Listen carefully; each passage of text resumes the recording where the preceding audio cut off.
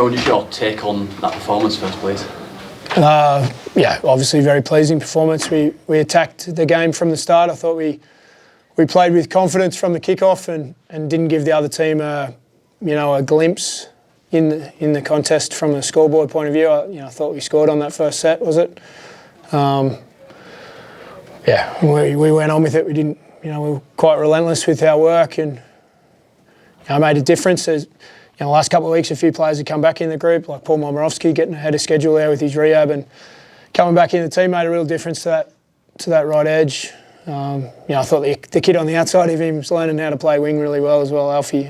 But it was a good team performance, I thought. Good team performance from start to finish. We're a team. I thought we lacked a little bit of, maybe left a couple of points out there, but that was a strong performance on a difficult week. Defensively, I don't think you gave Castleford a sniff really down your end in that first half. That must be really pleased as well. Yeah, we won the position battle. We attacked with our defence and our kick return footy was really strong. And then we were getting some decent kick finishes and contests, so that we were sort of winning that cycle. We didn't really give them a look in the second half. They had some position in the second half, but our defence was really strong. And the only try came from a shift after an obstruction on the opposite field, where every other time they tell you to go down. Brody did one earlier in the game, but they mustn't have looked. They just checked the grounding, but I thought we deserved a 0 today. What does that do for the belief and confidence in the squad after a tough couple of weeks? I don't think it does much for the belief. I think there's a very high level of belief in the group, and that's maybe led to some of the frustration or disappointment. Because if you don't believe you can play at a high level, well, you shouldn't really be that disappointed if you get beat by a strong team. And this season we've been beaten by strong teams, but we've taken it to them and we've been in every game.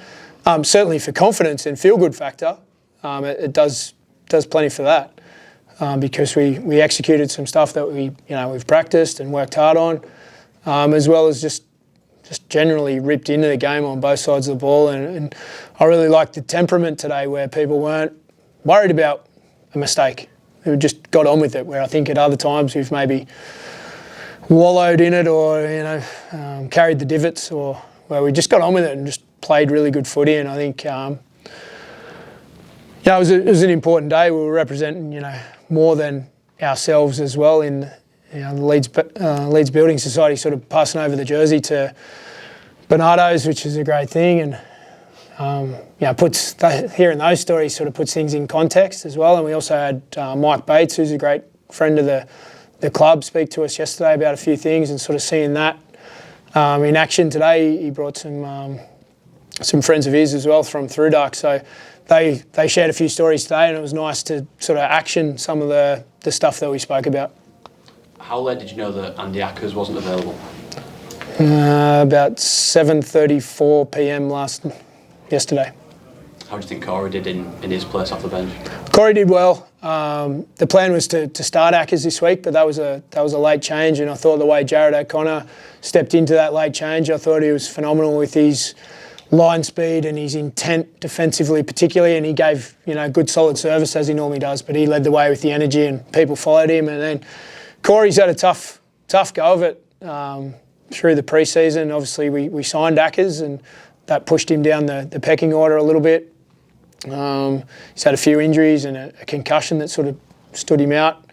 But he's been outstanding the last couple of games for Halifax. He's really done well and played strong. So it was a good lead-in for him. And he did a good solid job when he came on, looked lively. The score was probably, the scoreboard or the result was largely taken care of by that point, but I thought he did well. He's a good kid. I've got a lot of respect for Corey. And is his last concussion is it as well? Yeah, it was a delayed onset one, so we weren't, we had no sort of thought of it until that phone call last night. It was a delayed sort of symptoms from a knock last week. So I know it's hard with the head knocks and stuff, but you're expecting him to be available for Hull in a couple of weeks. Oh, that one's really new. It was that was only reported as a concussion yesterday, so that'll be. I think he's doing quite well today, and we'll check in again tomorrow and hopefully be able to resume the return to play process. But obviously that's in the hands of the medical team. And just finally for me, Rohan, obviously weekend off next week. How does this next sort of 2 weeks look for you as things stand? We need to get some work done. Like we're clearly not where we need to be, and we've scheduled this, a long time ago. So we've got some work planned for during the week, and then we've got a few days off at the back end of the weekend, also at the back end of next week to freshen up and get a good lead into the next game. How impressed were you with Rhys Martin's performance, Rohan? I think it was 20 points, flawless with the boot, and then the 2 tries as well. Yeah, his goal kicking is, he's been a terrific goal kicker in this country since he arrived, I believe, but that's certainly my time. Offensively, he hit the line hard. He's a good line runner. He got some good opportunities there today. He made it count. I thought the one where they nearly got their boot under it, he sort of did really well to finish that one. The other one, he just got the reward of some hard work from our sort of halves and our middle unit. We're creating some opportunities in and around that 3-man, and Rhys did well. We spoke earlier in the week, Rhys and I, about finding that little bit more in some games. I think he's had some really strong games this year, but that was certainly one of them. Was that Matt Frawley's best game for you, do you think? Probably.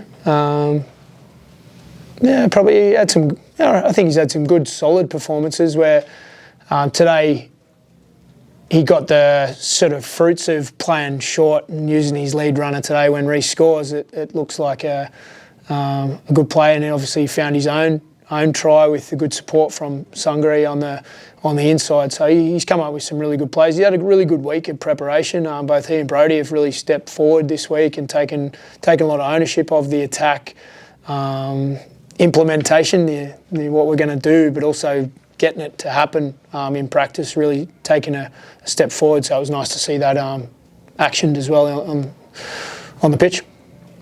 Lewis Roberts was 18th man. Has he got a bit of a knock? Yeah, he's been carrying a groin injury sort of on and off for most of the year. He sort of only just made it into last week's game, and this week it was a bit of a disrupted prep again. So I thought going with Alfie, he's done that job sort of in the outside backs a couple of times now, and I thought going with a fresh body, particularly with that experience of Momorowski on his inside, who reads the game so well, I thought Alfie would just be able to get on the end of that, and he did a terrific job. He's a great young kid. You'll have some fans saying that a win like this papers over the cracks against a side like Cass. Is that an unfair reaction?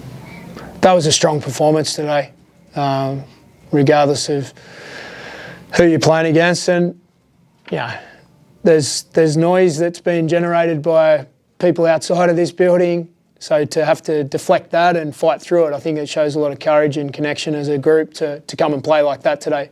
We didn't fall over the line. The fact is that we're a work in progress, and we're sitting in the middle of the table in a congested competition, and there's some teams that are playing really strongly at the moment and winning more often. But we're not halfway through the season yet. The leaders or the top 4 at this point get nothing.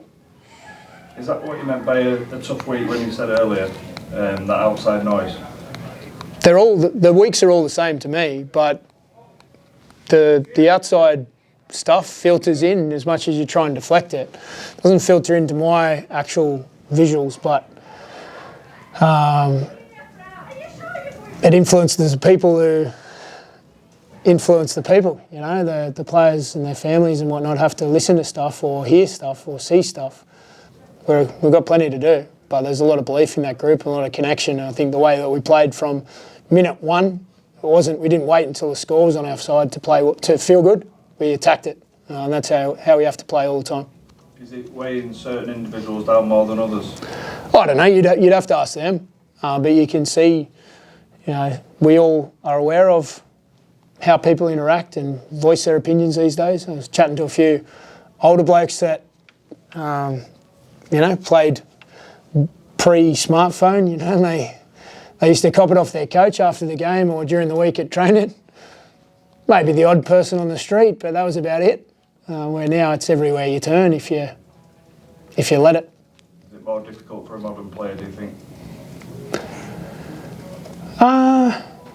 It's difficult in one way, it's massively more difficult, but in another way, there's so much more opportunity for the modern day player as well, because the smartphone allows connections, it allows endorsements, it allows building a following that can create you a job after your career or side project income. Like, there's such opportunity with it, and with the interest that we have in the game is great.